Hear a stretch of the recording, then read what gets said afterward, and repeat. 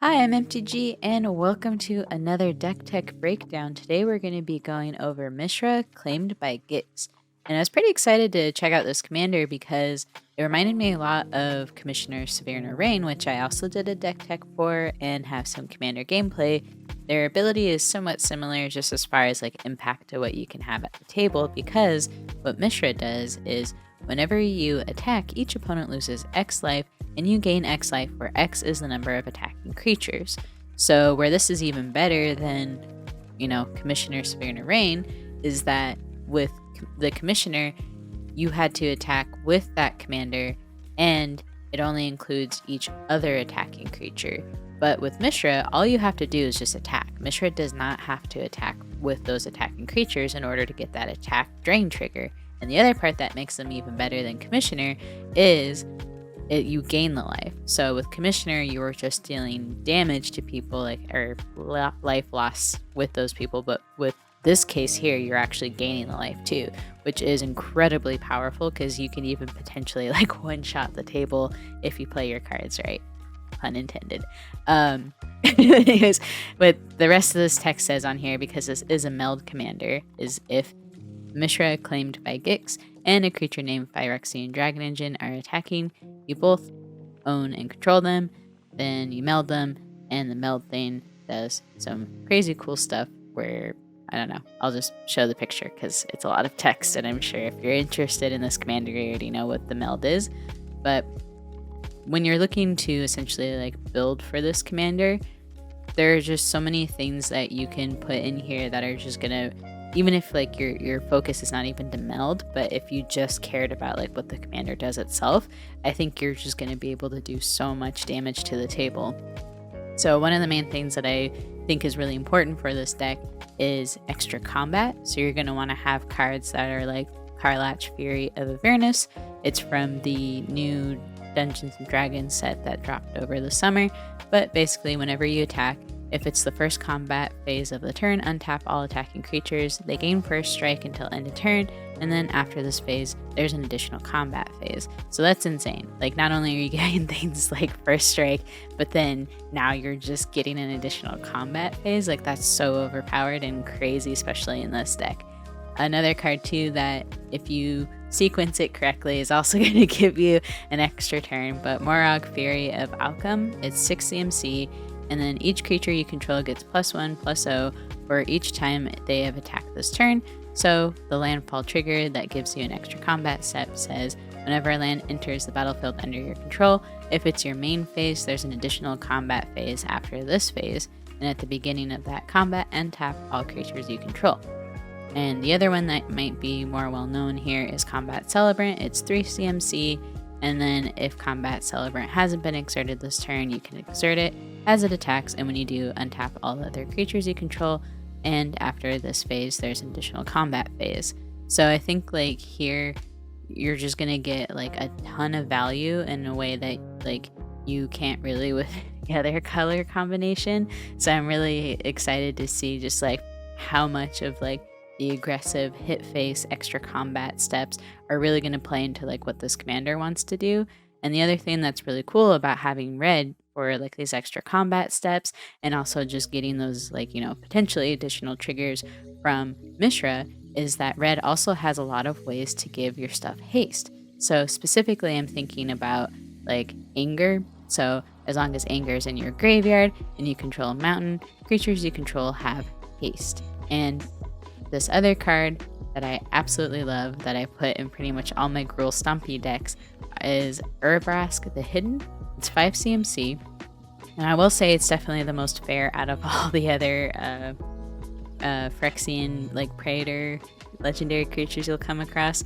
So creatures you control have haste, and creatures your opponents control enter the battlefield tapped. So not only is this giving you the utility to swing out with your creatures as soon as you play them, but the other piece of it is you are forcing your opponents who are potentially putting in blockers to have those blockers come in tapped, which lets you get more damage through.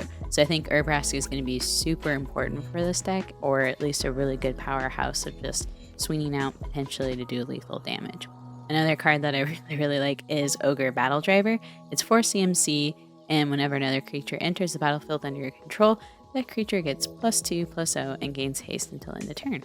So with like, again, extra combats, extra, like hasty utility effects that we're giving, I think it's also important to look at token makers and how you can essentially lean into those to help just get those Mishra triggers, because I think with tokens, people are less afraid of losing those or having those die.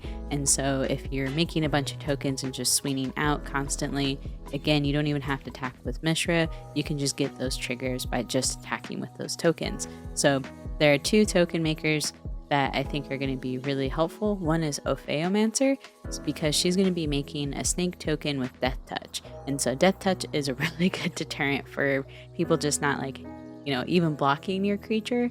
Because if you think about it, like you have a snake token, you have Mishra out, you attack, you get 1 drain damage, and then maybe someone doesn't want to have their thing die to a Death Touch 1/1, they don't block it, and then after a while that damage really starts to add up.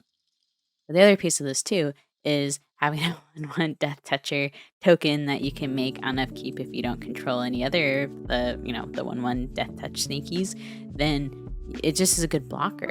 And if it really comes down to it, you can also just, have sack fodder. So I think like this is going to just be really powerful.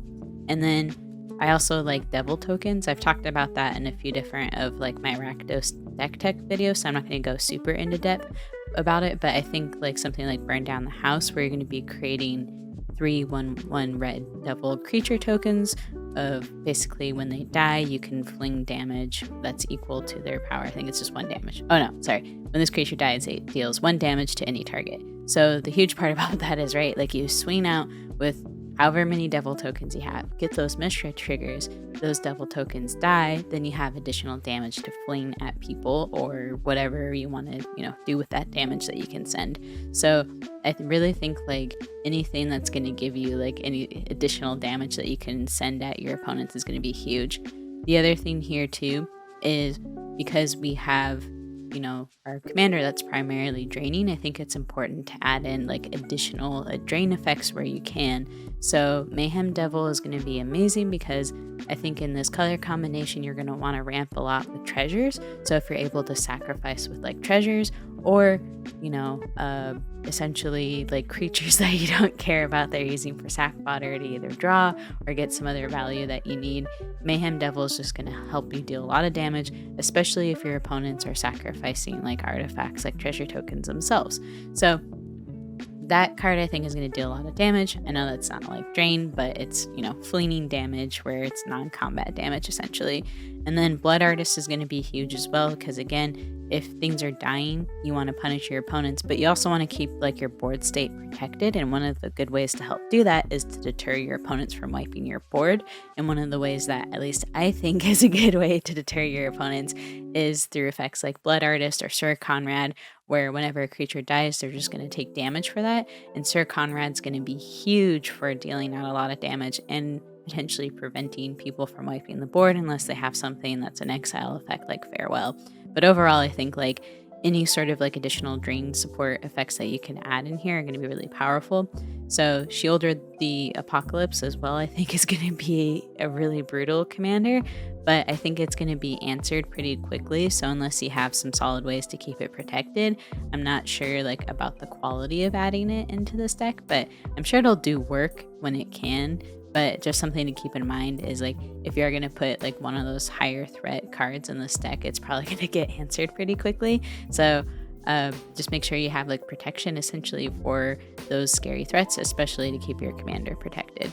So the other big thing with this deck that we want to focus on is utility and ramp. So what are ways that we are going to, shut down potentially what our opponents want to do, but then also have a decent way to ramp so we could do what we want to do. And if we're using treasure tokens, I think that's going to just help us get more triggers if we have things out like, Mayhem Devil. So 2 cards that I think are more budget friendly than stuff that you see like Dockside Extortionist for a lot of like treasure value, or even Goldspan Dragon, which is also really expensive, is cards like Sticky Fingers. So Sticky Fingers I think is really underrated. It's pretty intense, at least whenever I use it in Historic Brawl, but it only costs 1 red mana.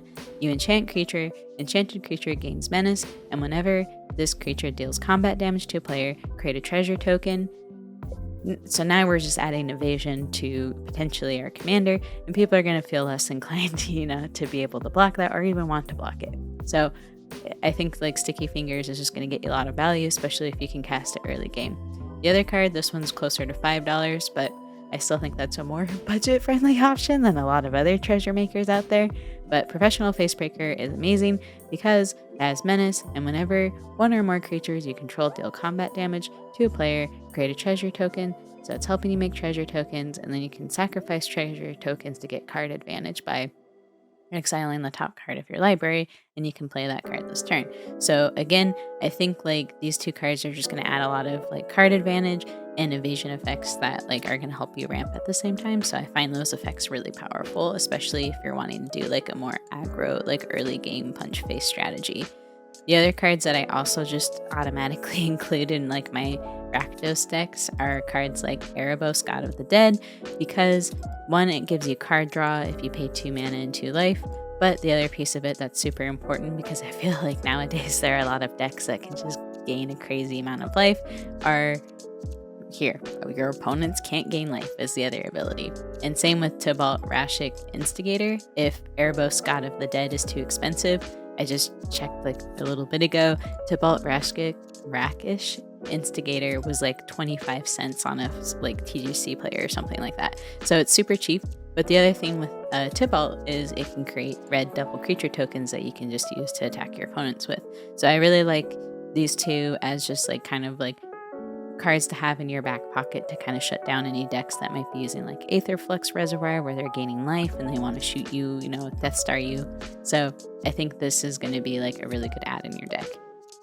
The other thing too that I think is really important is, and I go over this a lot, is protection for your commander, because anytime you're building a strategy that is entirely based off of like what your commander is doing, it's super, super important to get any level of protection or recursion effects. And I think because of the colors that we're in, we're going to have an easier time just doing like reanimation or feigned death effects. So feigned death is a card where basically if the creature dies, they'll come back to the battlefield. I believe this one is like tapped, but the idea is like if it dies, it comes back. And so I like also using Kaya's ghost form for that, because I think that has like a lot of value as well, and it's only like 1 CMC to cast it, and you just attach it to your commander.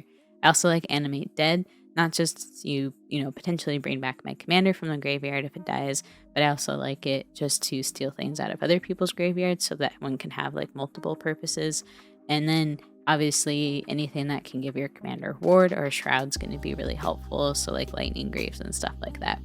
One thing that I did want to cover that I did in Historic Brawl was I put in a lot of effects that gave my creatures like Death Touch, and there are a few things like Archetype of Finality that gives everything Death Touch, because one of the things I thought was really fun was using Hooded Blightfang, which essentially will drain your opponents for each creature that has Death Touch that's attacking. So that could either be used to like double up on what your commander is doing, or have sort of like an alternate commander effect that you're looking for.